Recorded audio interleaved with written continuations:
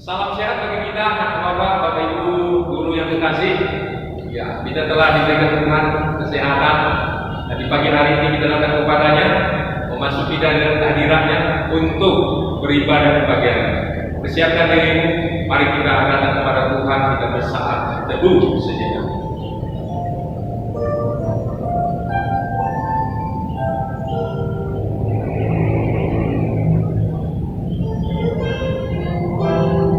Firman-Nya, ya Tuhan, aku berseru kepadamu, datanglah segera kepadaku, berilah telinga kepada suaraku, waktu aku berseru kepadamu. Amin. Pertolongan kepada kita adalah di dalam nama Allah yang menciptakan langit dan bumi. Turunlah kiranya atas kita sekalian anugerah dan damai sejahtera dari Tuhan kita Yesus Kristus. Kita berdoa. Selamat pagi Bapa, selamat pagi Roh Kudus. Kami bersyukur Tuhan masih memberikan kehidupan, napas kehidupan kepada kami dalam waktu hari yang baru ini. Patutlah kami memuji memuliakan Engkau sebelum kami memulai aktivitas kami di pagi hari ini. Berkati kami semua Tuhan di dalam beribadah di pagi hari ini. Terima kasih Bapa, di dalam nama Tuhan Yesus kami sudah berdoa. Amin. Anak-anak Bapak, mari kita angkat pujian kepada Tuhan. Kita bersemangat menyanyikan lagu ini, sebuah lagu Bapa Sentuh Hati.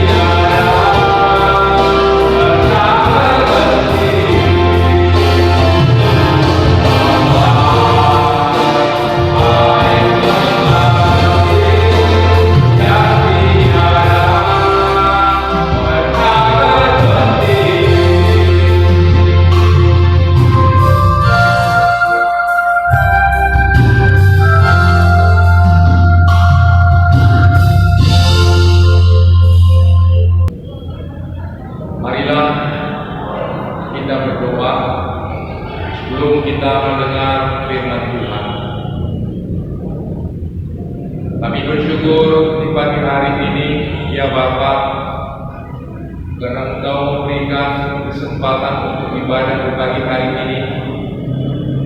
Kami sambut berkat Tuhan, anugerah Tuhan yang Kau berikan kepada kami sehingga kami dilayakkan untuk hidup melayani Tuhan dan belajar di pagi hari ini. Biarlah kuasa Roh Kudus menguasai hati dan pikiran kami semua, karena kami akan membaca dan menerima kebenaran firman Tuhan. Berfirmanlah Engkau, ya Yesus, kami sudah siap untuk menerima firman Tuhan di dalam hidup kami. Di dalam nama Tuhan Yesus kami berdoa, mengucap syukur. Amin. Selamat pagi anak-anak Bapak yang dikasihi oleh Tuhan. Sehat semua.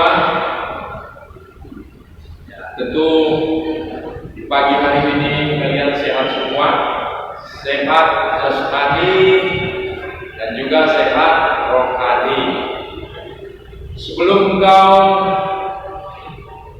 mengikuti PTM atau daring di pagi hari ini, terlebih dulu anak-anak Bapak semua datang menghadap Tuhan untuk mendengarkan firman-Nya.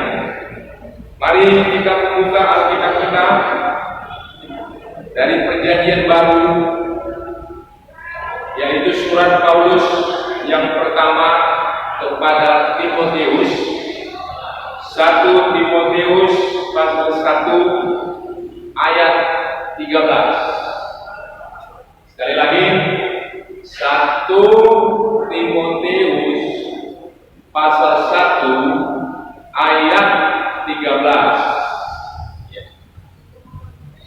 Buka Alkitabnya, sudah ketemu? Ucapan syukur atas kasih karunia Allah. Kita membaca bersama-sama ayat 13. Aku yang tadinya seorang penghujat dan seorang penganiaya dan seorang ganas, tetapi aku telah dikasihaninya, karena semuanya itu telah kulakukan tanpa pengetahuan, yaitu di luar iman. Anak-anak Bapak yang diberkati oleh Tuhan, di pagi hari ini kalian telah mendengar apa yang dikatakan Tuhan melalui firman-Nya kepada Paulus. Anak-anak Bapak, dengan satu judul firman Tuhan yang begitu indah, judulnya adalah mantan. Apa anak-anak Bapak? Mantan. Iya. Apa itu mantan? Mantan itu adalah bekas, ya. Bila anak-anak Bapak telah pernah menjabat ketua kelas, ya, 1 tahun, dan tahun berikutnya, tahun depan tidak lagi menjabat ketua kelas, maka anak Bapak disebut mantan. Mantan apa? Mantan ketua kelas. Mantan ketua kelas. Kalau anak-anak Bapak atau Bapak Ibu sekalian, tentu teringat nostalgia. Apa itu nostalgia Bapak Ibu?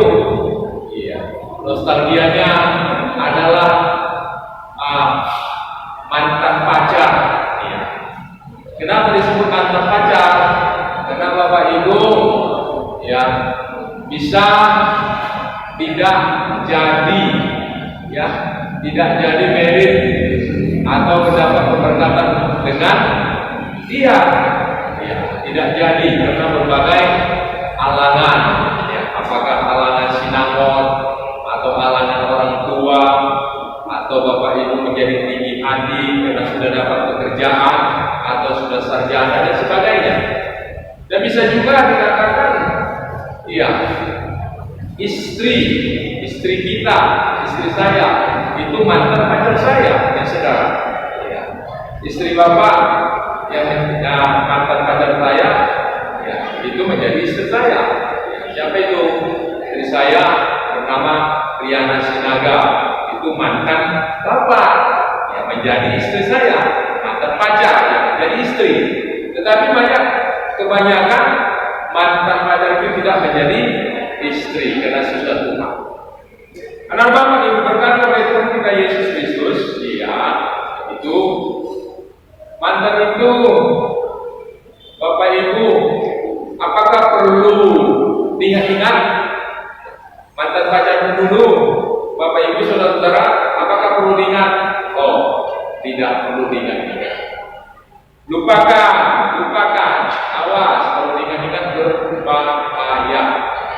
Apalagi sekarang dengan teknologi, ya teknologi gadget atau HP bisa bertemu, ya kita lihat seperti yang kejadian. Kita langsung ke pembahasan di dalam ayat 13 ini. Mantan Paulus, Rasul Paulus adalah seorang anak Tuhan, manusia ya yang telah melepaskan kejahatannya. Di dalam ayat 13 dikatakan di sini, Bapak Ibu, sebelum Rasul Paulus diangkat dan dijadikan Tuhan sebagai hambanya, dia adalah seorang penghujat Allah dan seorang penganiaya jemaat Kristen dan seorang yang sangat ganas di dalam kehidupannya. Kenapa bisa terjadi? Karena Paulus itu sangat benci kepada orang-orang Kristen yang percaya kepada Yesus Kristus sebagai Tuhan dan Juru Selamat dunia. Allah yang datang ke dunia melalui Yesus Kristus. Rasul Paulus tidak percaya itu bahwa Allah itu menjadi manusia. Dia tidak terima itu. Oleh karenanya Paulus begitu ganas, begitu membenci dan bahkan menganiaya orang-orang Kristen, menganiaya pengikut Yesus Kristus, bahkan sampai membunuhnya. Itu sejarah, sejarah gereja. Sungguh sadis dan luar biasa. Walaupun dia sebagai imam, orang yang dipercayakan menyampaikan firman Tuhan di bait Allah itu, tetapi dia sangat-sangat tidak suka kepada pengikut Yesus. Dengan keganasannya itu, ya, maka suatu ketika Tuhan Allah akan memakai dia. Orang-orang yang ganas, yang benci kepada Yesus, kepada Tuhan, suatu ketika akan dipakai Tuhan untuk memberitakan nama Yesus. Suatu hari dia akan mengejar dan membunuh orang-orang Kristen di jalan raya ke Damsyik. Di sanalah peran dan kuasa Tuhan Yesus sendiri yang datang kepadanya, ya, dan mengatakan kepadanya, "Hai Saulus, Saulus, siapakah yang akan engkau aniaya?" "Akulah yang engkau aniaya, Yesus, Tuhan." Oleh karenanya Saulus pada waktu itu bernama Saulus tersungkur dan tidak sadarkan diri, matanya dibutakan. Ini adalah suatu peristiwa yang begitu dahsyat kepada kehidupan dan kepribadian Saulus pada waktu itu. Dan akhirnya di sanalah dia ditangkap oleh Tuhan dan dipakai oleh Tuhan untuk memberitakan Yesus Kristus ke seantero jagat raya.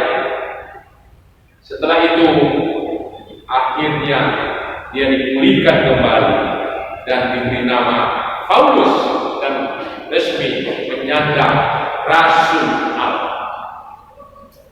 Dia tadinya adalah mantan penjahat, penganiaya yang begitu ganas, tetapi sekarang dia ditukar oleh karena kasih karunia Tuhan. Tuhan mengasihani dia dan diubahkan sikap, tingkah laku, tindak tanduknya yang tidak baik itu, sehingga dia dipakai Tuhan untuk memberitakan Injil Kerajaan Allah.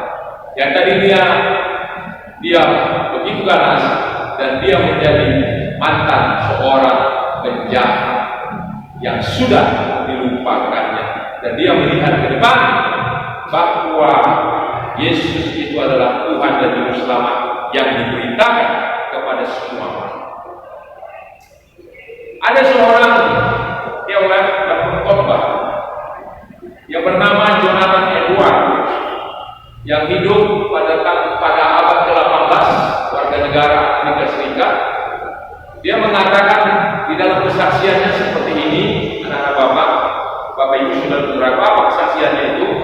Aku menjadi jauh lebih peka terhadap kejahatan dan keburukan hatiku justru setelah aku bertobat. Sekali lagi, aku menjadi jauh lebih peka terhadap kejahatan, dan keburukan hatiku justru setelah aku bertobat. Artinya bertobat, berubah total. Siapa yang mentobatkan kita, anak-anak Bapak? Siapa yang mentobatkan seseorang? Yang mentobatkan seseorang adalah Roh Kudus. Di dalam Yesus Kristus, Roh Kudus di dalam Allah Bapa itu yang memberikan pertobatan kepada seseorang, sehingga dia mengaku bahwa Yesus adalah Tuhan dan Juru Selamat. Di dalam Kisah Rasul 4 ayat 12 dikatakan, tidak ada nama yang lain kecuali nama Yesus di bawah kolong langit. Anak-anak Bapak yang diberkati oleh Tuhan kita. Oleh karena itu, ya, dengan firman Tuhan di pagi hari ini, kita boleh disegarkan bahwa kita ini adalah orang-orang berdosa yang telah dipakai Tuhan, yang telah diangkat Tuhan, dipulihkan Tuhan, sehingga kita tidak menjadi berdosa lagi, melainkan kita menjadi ahli waris kerajaan Allah. Lakukan kehendak Tuhan, lakukan apa yang dikatakan firman Yesus di dalam hidupmu, sehingga engkau terus-menerus diubahkan dari yang tidak baik, sifatmu, kelakuanmu, tingkah lakumu menjadi baik karena engkau mengandalkan Tuhan di dalam hidup. Lakukan. Amin. Kami bersyukur Tuhan di pagi hari karena Engkau telah memberikan kuasa Roh Kudus kepada kami semua melalui firman. Sebagaimana seorang hamba Rasul Paulus yang begitu ganas menganiaya orang-orang percaya, bahwa Engkau memakai tangan dia untuk memberitakan Injil Kerajaan Allah, Injil kebenaran, supaya setiap makhluk menerima firman Tuhan dan mempercayai Engkau adalah Juru Selamat yang hidup, yang kekal. Terima kasih Bapak, berkati anak-anak kami di pagi hari ini yang melakukan pembelajaran. Berkati kedua orang tuanya, pekerjaannya, berkati Tuhan supaya berhasil dengan baik. Demikian juga yang sakit, Tuhan berikan kesembuhan, pemulihan daripada Tuhan. Terima kasih Bapak di surga. Kami sebentar lagi akan memasuki bulan-bulan suci Natal. Tuhan persiapkan kami semua supaya kami dengan sukacita dalam pelaksanaan perayaan Natal ini. Terpujilah nama-Mu. Dalam nama Tuhan Yesus kami berdoa mengucap amin.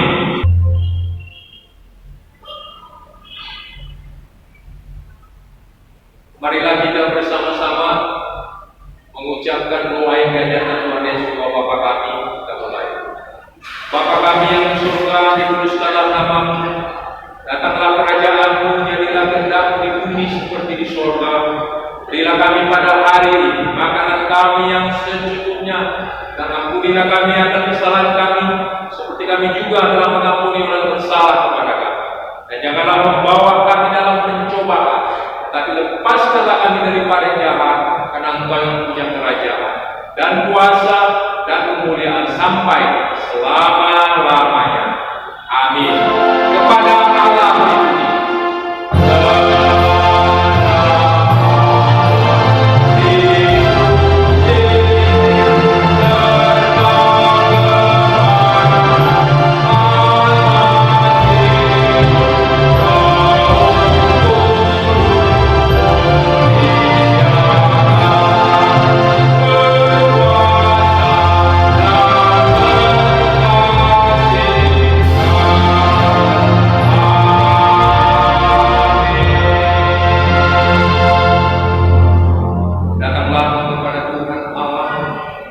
Terimalah berkatnya di pagi hari. Maka anugerah Tuhan kita Yesus Kristus, kasih sayang Allah Bapa, persekutuan di dalam Roh-Nya yang kudus, boleh memberkati engkau sepanjang hari ini sampai selama-lamanya. Amin. Bapa, terima kasih.